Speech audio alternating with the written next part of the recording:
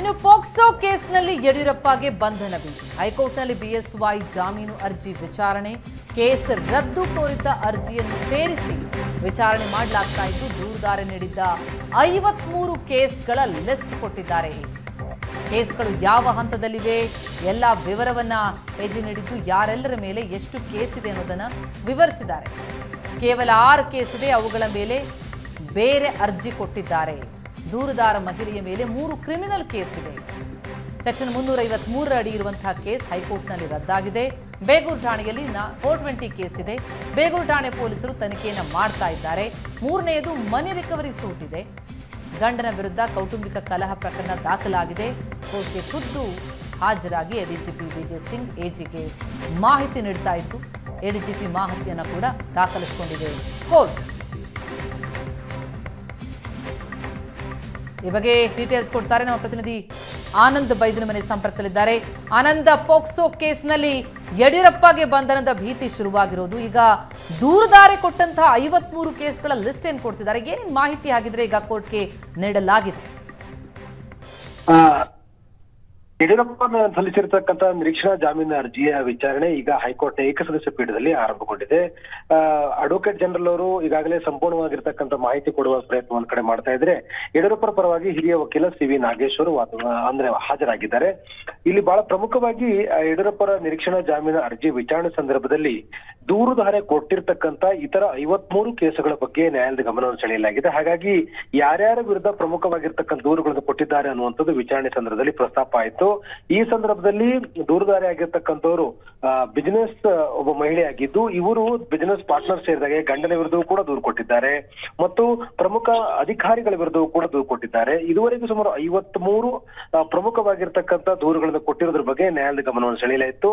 ಹಾಗಾದ್ರೆ ಇದರ ಬಗ್ಗೆ ಈ ದೂರುದಾರ ಇದ್ದಾರೆ, ಇವರು ಕೊಟ್ಟಿರ್ತಕ್ಕಂಥ ದೂರಿನ ವಿಶ್ವಾಸಾರ್ಹತೆಯನ್ನು ಚೆಕ್ ಮಾಡಬೇಕಾಗಿದೆ ಅನ್ನುವಂತ ಮಾತನ್ನು ಕೂಡ ಜಡ್ಜ್ ಹೇಳಿದ್ದಾರೆ. ಹಾಗಾಗಿ ಇನ್ನೂ ಕೂಡ ವಿಚಾರಣೆ ಮುಂದುವರೆದಿದೆ ಮತ್ತು ಇದುವರೆಗೆ ದೂರುದಾರೆ ಕೊಟ್ಟಿರ್ತಕ್ಕಂಥ ಪ್ರಮುಖವಾಗಿರ್ತಕ್ಕಂಥ ದೂರುಗಳು ಯಾವ್ದಿದೆಯೋ ಅದ್ರ ಬಗ್ಗೆಯಲ್ಲೂ ಕೂಡ ಸಂಪೂರ್ಣವಾಗಿ ನ್ಯಾಯಾಲಯದ ಗಮನಕ್ಕೆ ತರುವಂತ ಪ್ರಯತ್ನಗಳನ್ನ ಮಾಡಲಾಗ್ತದೆ. ಅಡ್ವೊಕೇಟ್ ಜನರಲ್ ಅವರು ಸಂಪೂರ್ಣವಾಗಿರುವಂತಹ ಮಾಹಿತಿಗಳನ್ನ ಈಗ ನ್ಯಾಯಾಲಯಕ್ಕೆ ನೀಡ್ತಾ ಇದ್ದಾರೆ ಮತ್ತು ಯಡಿಯೂರಪ್ಪರ ಪ್ರಕರಣದಲ್ಲಿ ಯಡಿಯೂರಪ್ಪರ ವಿರುದ್ಧ ದಾಖಲಾಗಿರ್ತಕ್ಕಂಥ ಏನು ಪ್ರಕರಣ ಇದೆ, ಪ್ರಕರಣದ ತನಿಖೆ ಯಾವ ಹಂತದಲ್ಲಿದೆ ಮತ್ತು ಈ ಹಂತದಲ್ಲಿ ಆಗಿರ್ತಕ್ಕಂಥ ಒಟ್ಟಾರೆ ತನಿಖೆಯ ಪ್ರಗತಿ ಸಂಬಂಧಪಟ್ಟಾಗೆ ನ್ಯಾಯಾಲಯಕ್ಕೆ ವಿವರಣೆ ನೀಡುವಂತ ಪ್ರಯತ್ನವನ್ನ ಈಗಾಗಲೇ ಎಜಿ ಅವರು ಕೂಡ ಮಾಡಿದ್ದಾರೆ. ಜೊತೆಗೆ ಯಡಿಯೂರಪ್ಪರ ಪರವಾಗಿ ಹಾಜರಾಗಿರ್ತಕ್ಕಂಥ ಸಿ.ವಿ. ನಾಗೇಶ್ವರ್ ಕೂಡ ಒಟ್ಟಾರೆ ಪ್ರಕರಣದ ಕುರಿತಂತೆ ವಾದವನ್ನ ಮುಂದುವರಿಸಿದರೆ ಇನ್ನೂ ಕೂಡ ವಿಚಾರಣೆ ಮುಂದುವರಿತಾ ಇದೆ. ಆನಂದ್, ಅಂದ್ರೆ ಈಗ ಕೇವಲ ಆ ದೂರುದಾರೆ ಕೊಟ್ಟಂತಹ ಉಳಿದ ದೂರುಗಳ ಲಿಸ್ಟ್ ಮತ್ತು ಅದರ ವಿವರಗಳನ್ನ ಮಾತ್ರ ವಿವರಿಸಲಾಗ್ತಾ ಇದೆಯಾ? ಅಂದ್ರೆ ಯಡಿಯೂರಪ್ಪ ವಿಚಾರಕ್ಕೆ ಸಂಬಂಧಪಟ್ಟಂತೆ ಜಾಮೀನು ಬಗ್ಗೆ ಇವತ್ತು ಒಂದು ಸ್ಪಷ್ಟವಾದಂತಹ ಚಿತ್ರಣ ಸಿಗುವಂತ ಸಾಧ್ಯತೆಗಳು ಎಷ್ಟಿದೆ ಅಂತ?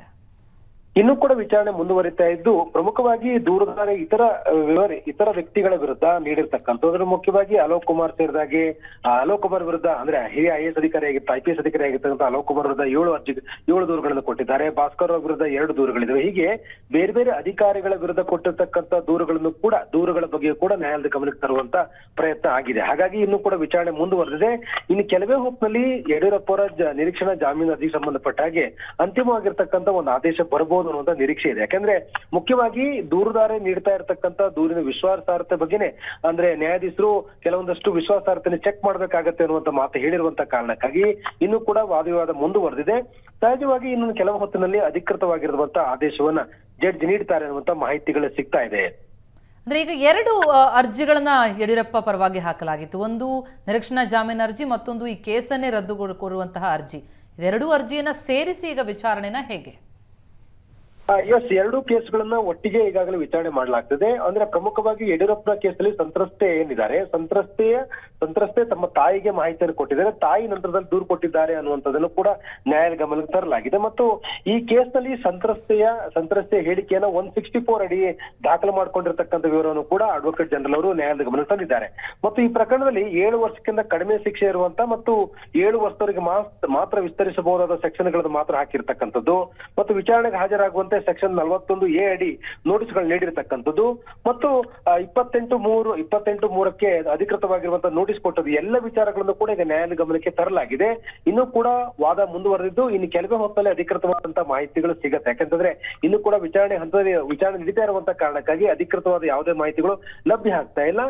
ಬಹಳ ಮುಖ್ಯವಾಗಿ ಯಡಿಯೂರಪ್ಪ ಅವರು ನಿರೀಕ್ಷಣಾ ಜಾಮೀನು ಸಂಬಂಧಪಟ್ಟಾಗೆ ನ್ಯಾಯಾಧೀಶರು ಯಾವ ನಿರ್ಧಾರವನ್ನು ತೆಗೆದುಕೊಳ್ತಾರೆ ಅನ್ನೋದು ಕೂಡ ಬಹಳ ಪ್ರಮುಖ ಆಗುತ್ತೆ. ರಾಜಕೀಯವಾಗಿ ಇದು ಬೇರೆ ಬೇರೆ ಸ್ವರೂಪಗಳನ್ನು ಪಡ್ಕೊಳ್ತಾ ಇರುವಂತ ಹಿನ್ನೆಲೆಯಲ್ಲಿ ಮತ್ತು 3 ತಿಂಗಳ ಹಿಂದೆ ದಾಖಲಾಗಿರ್ತಕ್ಕಂಥ ಪ್ರಕರಣ ಆಗಿರುವಂತ ಕಾರಣಕ್ಕೆ ಈಗ ತನಿಖೆ ಬಹಳ ಜೋರಾಗಿ ನಡೀತಿರೋ ಬಗ್ಗೆ ಕೂಡ ಅನುಮಾನಗಳು ವ್ಯಕ್ತವಾಗ್ತಾ ಇರುವಂತ ಹಿನ್ನೆಲೆಯಲ್ಲಿ ಕೋರ್ಟ್ ನಿರ್ದೇಶನ ಬಹಳ ಪ್ರಮುಖ ಆಗುತ್ತೆ.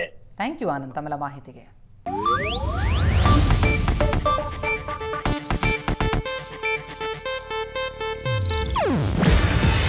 ಇದು ಏಷ್ಯಾನೆಟ್ ನ್ಯೂಸ್ ನೆಟ್ವರ್ಕ್ ಪ್ರಸ್ತುತಿ. ನೀವು ನೋಡ್ತಿದ್ದೀರಾ ಏಷ್ಯಾನೆಟ್ ಸುವರ್ಣ ನ್ಯೂಸ್.